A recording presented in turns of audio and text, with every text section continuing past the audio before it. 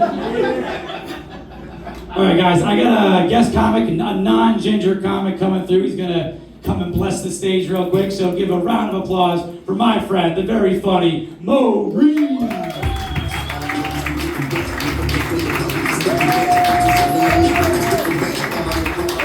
Good to you.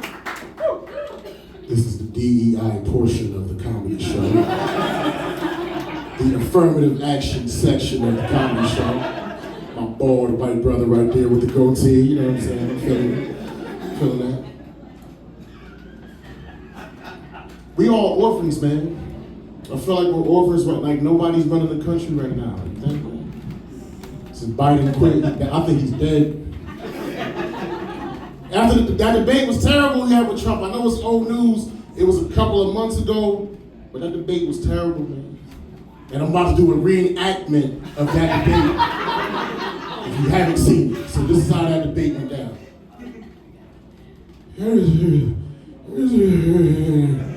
Hey, come on, we're gonna kick healthcare's ass.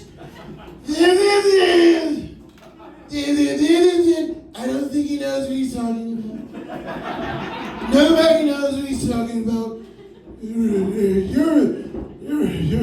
You're the sucker. You have the morals of an alley cat. Grab him by the pussy.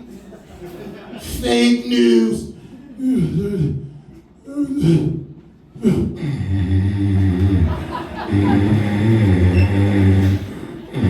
So that's why, he's dead.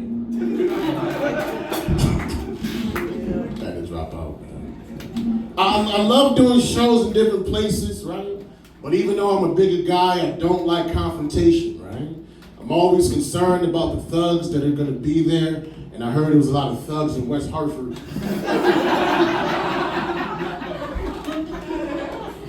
There's a lot of thugs right here in this basement.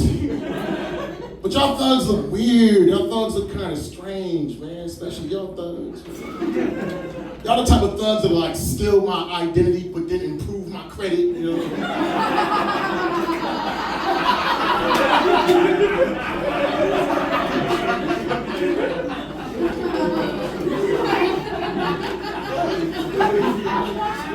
There's nothing wrong with good credit. You can't go from 500 credit to 800 in one day. It's gonna raise some red flags. My black ass gonna get thrown in prison. Prison is not a good look for me. Because in the streets, I know y'all thought this, I'm hideous. I look like George Foreman. Fuck you for laughing, man. But in prison, I look like Amber Rose. For those that don't know, that's Kanye West's ex-girlfriend.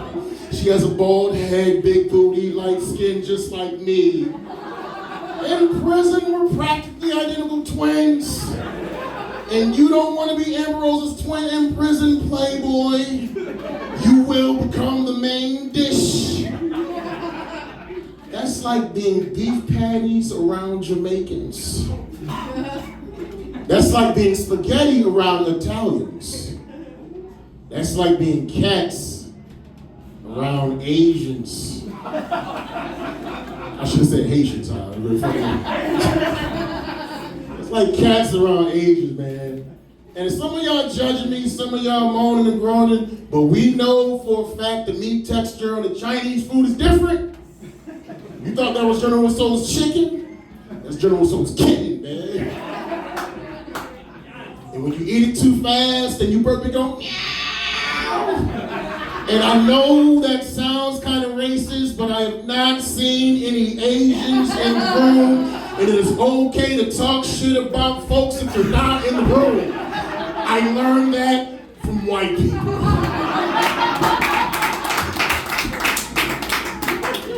Because I feel like racism is therapeutic. I feel like racism is necessary. I feel like racism is as much of an American experience as apple pie and baseball. I'm not talking about disenfranchising anybody. I'm not talking about harming anyone. You know what I'm saying? But if like your boss is a jerk to you at work and they're not of your ilk or somebody cuts you off in traffic, you want to say a few choice words. But if you don't let it out, it's like poop. It builds up in your body. It builds up in your body. It builds up in your body. You got to let it out. take a shit at home, you say the N-word at home. Now that I gave this man permission to say the N-word when a black person pisses him off, he gonna say it so much it's gonna sound like the music at the beginning of Pulp Fiction. It's gonna be like,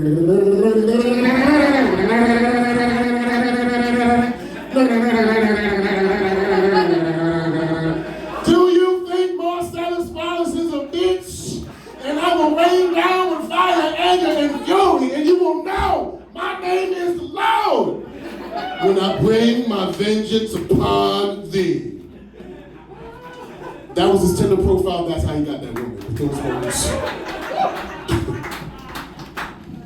Recently got into a new relationship. Clap it up for me. Clap it up. Happy. Love my baby. I had to. Because my ex broke up with me for some bullshit, man. My ex broke up with me because she wanted me to wait 90 days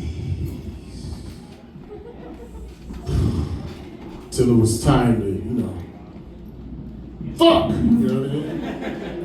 And I made it. I made it to the finish line, and when it was time to collect my trophy, when it was time to get my bouquet, she wanted me to use a condom. Ugh. I told her, I can't use condoms, because it fucks with my pH balance. And by pH, I mean penis hardening. Because I'm 45 years old. Condom is like cock kryptonite. Whenever I put one on, I feel like a Vietnam veteran with both of his arms blown off from a dirty bomb. I can't salute. My sex soundtrack is bum, bum, bum, bum, bum, bum. She gave me the dishonorable discharge. So it's a good thing we broke up. That was a nasty motherfucker, man. She was so dirty, whenever she got out the bathtub, it looked like Saturn. That's a smart motherfucker, because it got a ring, man. That's a science major right there. He had a ring around Saturn. The rest of y'all dumb. That's not the reason why we broke up. The reason why we broke up because, I'm an older man, she's a younger lady. She was like in her late 20s, I'm in my mid 40s. I don't have the same sex drive that I had like some of you young motherfuckers in here, man. When I was in my 20s, I had the sex drive of a push-start engine on a 2024 Porsche. 0 to 60 in 5 seconds. Beating out the cops. Breaking speed limit. Risking life and limb. Running red lights. That motherfucker nasty. He fucking on the period. That's what that means.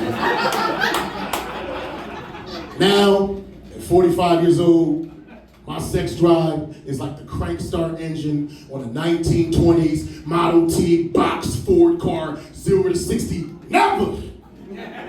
Foreplay for me now is like this.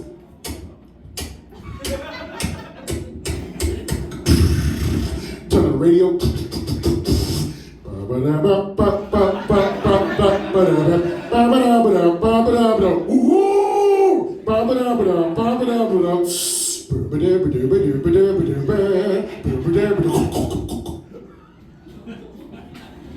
Start this old ass shit up again. This is bullshit.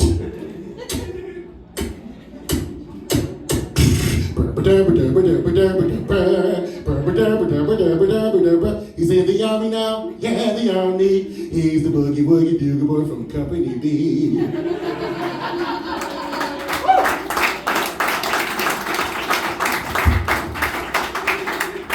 That's the soundtrack to my dick. That's my time. I appreciate you. Have a good night.